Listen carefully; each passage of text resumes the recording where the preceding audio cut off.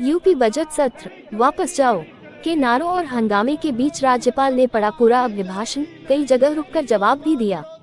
UP विधानमंडल का budget सत्र आज से शुरू हो रहा है। अब से कुछ ही देर में राज्यपाल आनंदीबेन पटेल विधानमंडल में अभिभाषण पेश करेगी। ये बजट सत्र आज से शुरू होकर 12 फरवरी तक चलेगा।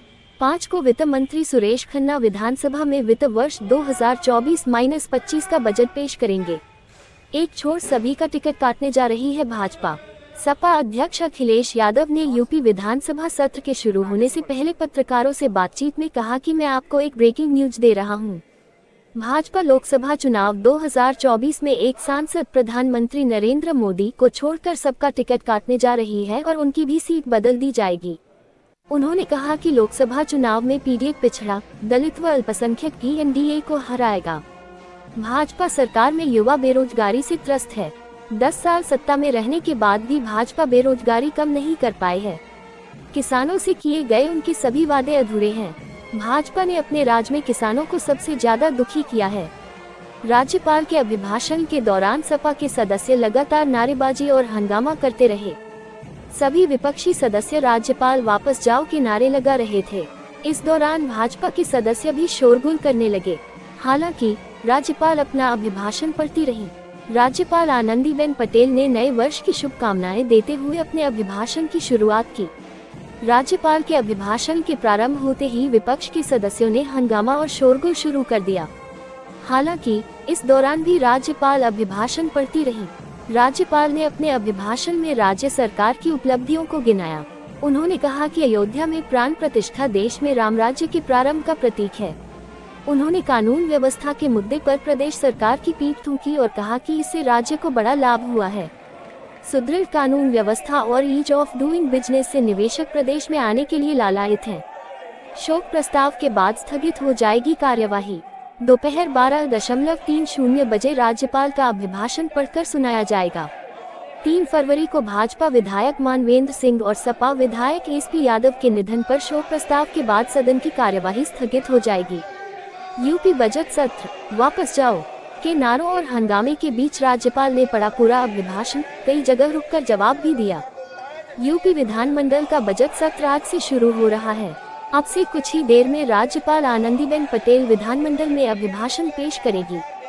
ये बजट सत्र आज से शुरू होकर 12 फरवरी तक चलेगा। 5 को वित्त मंत्री सुरेश खन्ना विधानसभा में वित्त वर्ष 2024-25 का बजट पेश करेंगे। दोपहर 12:30 बजे राज्यपाल का अभिभाषण पढ़कर सुनाया जाएगा। 3 फरवरी को भाजपा विधायक मानवेंद्र सिंह और सपा विधायक एसपी यादव के निधन पर शोक प्रस्ताव के बाद सदन की कार्यवाही स्थगित हो जाएगी।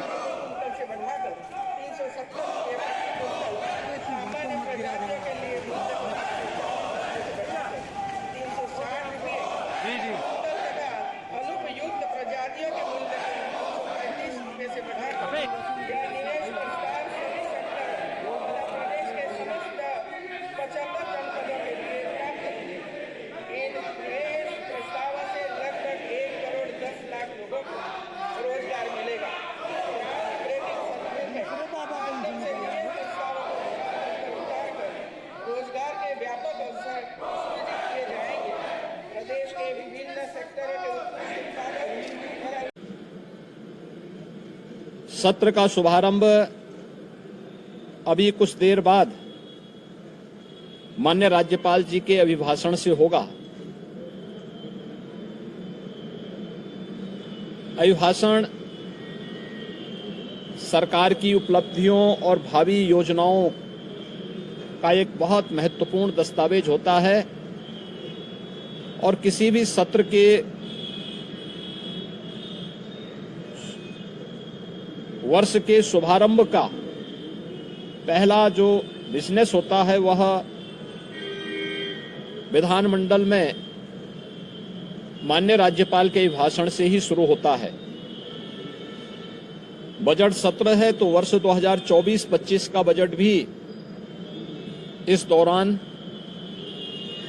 उत्तर प्रदेश विधानमंडल में प्रस्तुत होगा और वर्ष भर के आय व्यय को लेकर के सदन में चर्चा होगी।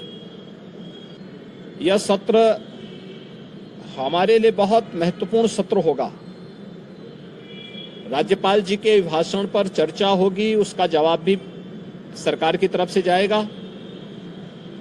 बजट पर चर्चा होगी, माननीय सदस्यों को अपनी राय इन दोनों महत्वपूर्ण मुद्दों पर और अनुदान मांगों पर रखने का अवसर प्राप्त होगा। इसके अलावा अपने अपने विधानसभा क्षेत्र से जुड़े हुए या प्रदेश के विकास से जुड़ी हुई महत्वपूर्ण बातों को सदन के समक्ष रखने का भी अवसर माननीय सदस्यों को प्राप्त होगा। मुझे विश्वास है कि जो एक सकारात्मक माहौल प्रदेश के बारे में बना है, देश में, दुनिया में, उस सकारात्मक माहौल का लाभ विरोधी दल भी लेकर के एक सकारात्मक चर्चा का केंद्र विधानमंडल को बनाने में अपना योगदान देंगे। हमने कल भी दलीय नेताओं की बैठक में इस बारे में बहुत स्पष्ट रूप से कहा है कि सरकार हर विधानमंडल की कार्रवाई का हिस्सा बनने वाले हर मुद्दे पर चर्चा के लिए भी तैयार है।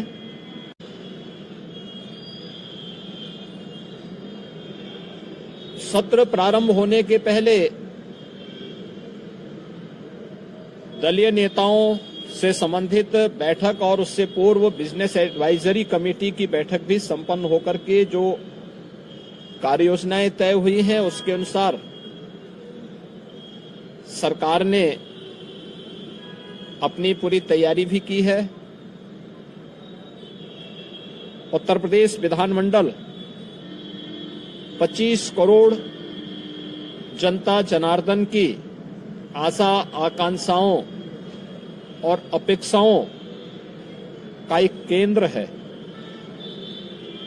जनता से जुड़ी हुई हर सुख दुख से जुड़ी हुई घटनाओं को उल्लास और विषाद से जुड़ी हुई घटनाओं का ये साक्षी है। मुझे प्रसन्नता है कि उत्तर प्रदेश विधानमंडल पिछले 5-6 वर्षों के अंदर लोकतंत्र के एक महत्वपूर्ण स्तंभ के रूप में अपनी सकारात्मक चर्चा के लिए जाना जा रहा है।